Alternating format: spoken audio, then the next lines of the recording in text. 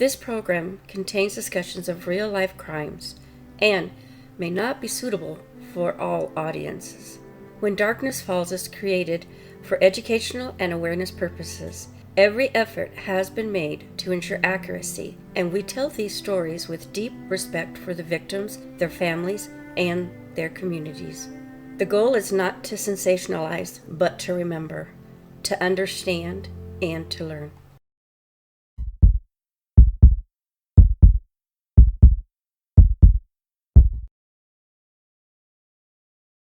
This program contains discussions of real-life crimes and may not be suitable for all audiences. When Darkness Falls is created for educational and awareness purposes, every effort has been made to ensure accuracy, and we tell these stories with deep respect for the victims, their families, and their communities. The goal is not to sensationalize, but to remember, to understand, and to learn.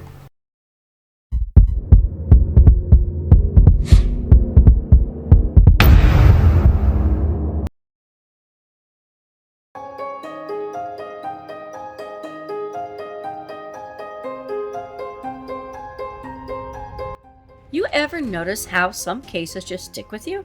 The kind that lingers for decades, unsolved, like a ghost shadowing an entire community. Well, let me tell you about one of those. March 18th, 1967, Bear, Delaware.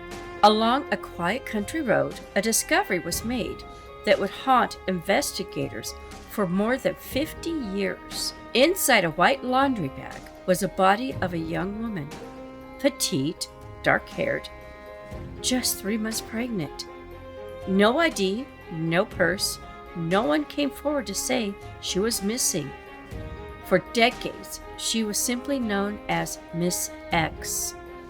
She was buried, nameless in a potter's field, forgotten by the world, until DNA breakthrough over a half a century later finally gave her back her voice, her history, and her name. Patra Patmios. This is her story. Let's go back. The year was 1967. The Beatles were topping charts with All You Need Is Love. The Vietnam War raging overseas. Back home, protest and the counterculture movement were in full swing. Peace signs, flower power, long hair, and generation demanding change. But in Bear, Delaware, just a quiet community outside of Wilmington, things moved slower. Country roads, patches of woods, neighbors who mostly kept to themselves, the kind of place where you wouldn't expect headlights. And yet, that's exactly where one Delaware's longest-standing mysteries would begin. That morning, a motorist noticed something strange in the roadside. A big white laundry bag. At first glance, it was probably looked like trash someone had dumped. But curiosity won out, and soon the police were called. When the officers unzipped the sack, what they found inside changed everything. A young woman, lifeless, partially folded into a bag. It was one of the most commercialized laundry sacks, almost 2 feet by 3 feet, stamped with the words, "Bag of Storage, American Laundry, Dry Cleaning, EX45277. That clue pointed them to Trenton, New Jersey. Instantly, detectives realized this wasn't just some local tragedy. This might have roots in another state entirely. What she looked like.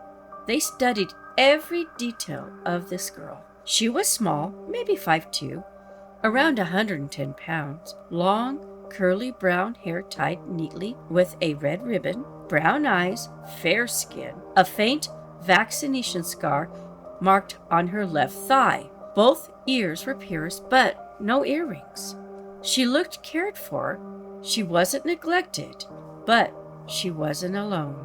There were no obvious injuries, no sign of violence, but the autopsy told a deeper story. She had obviously died of septicemia, a blood infection, and she was about 3 months pregnant.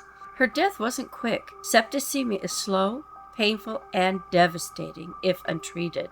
Police immediately threw themselves into a search for her identity. Missing persons reports were combed through.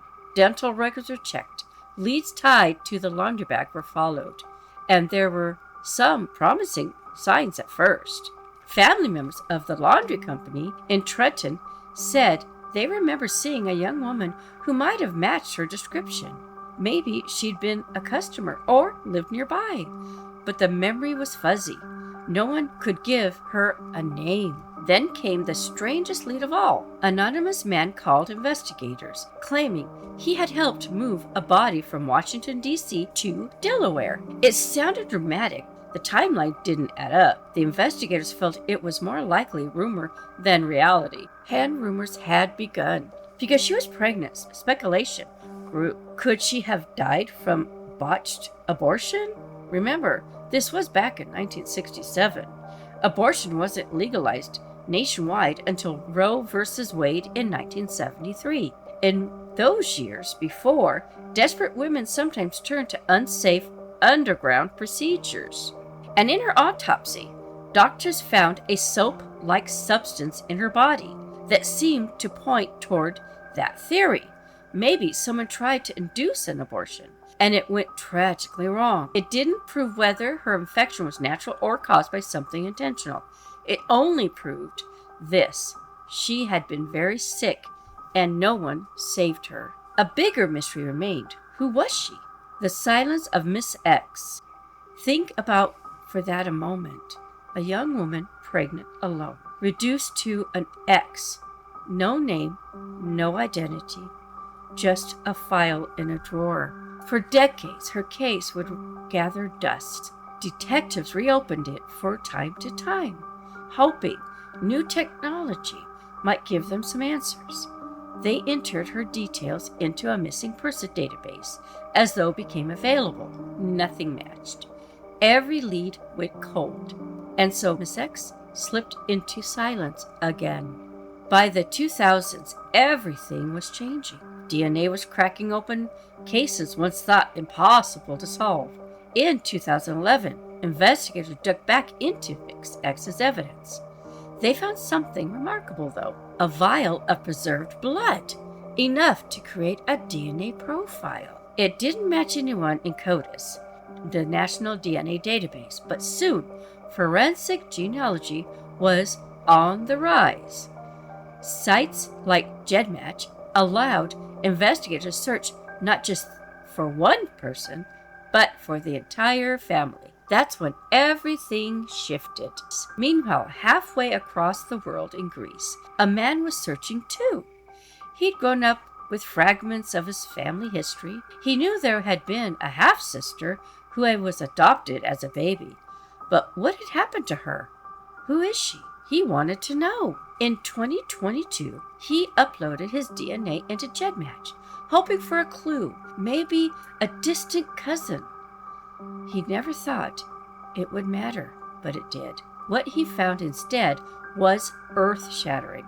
A strong match, not to a living relative, however, but an unidentified body in Delaware. Yep, it was the body of Miss X. Finally, a name. Months of coordination followed. Greek authorities, U.S. investigators, and volunteers of genealogists all worked together.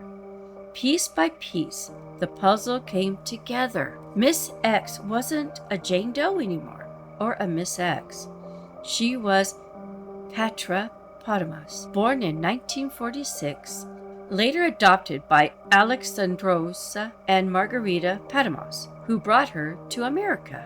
At the time of her death, she was living in New Jersey, just 20 years old, pregnant with her whole future ahead of her. Why her story matters? Patra's half-brother search gave her back something priceless that we take for granted: her name. For over 50 years, she had been forgotten, reduced to a letter, but DNA and persistence brought her story back into the light. Her case is more than just a mystery. It's a reminder that Jane and John Doe's aren't faceless cases. They are people daughters, sister, friends, relatives, people who matter, people whose names deserve to be spoken again. And now Patra's is. The question still remains: who was with her in her final days? Did anyone know she was sick, that she was pregnant and struggling? And why was she placed in a laundry bag, abandoned on the side of the road, as if she was trash and didn't matter? Those answers may never come, but one thing is certain: she did matter now. She is not Miss X. She is Patra, Patmos, and her story will not be forgotten, not with us. And if you'd like to see more true crime cases covered with care and respect for the victims and the families and friends, don't forget to subscribe to When Darkness Falls. We care, so please, please stay aware. The next case is calling us, so bye for now, and we will keep you updated.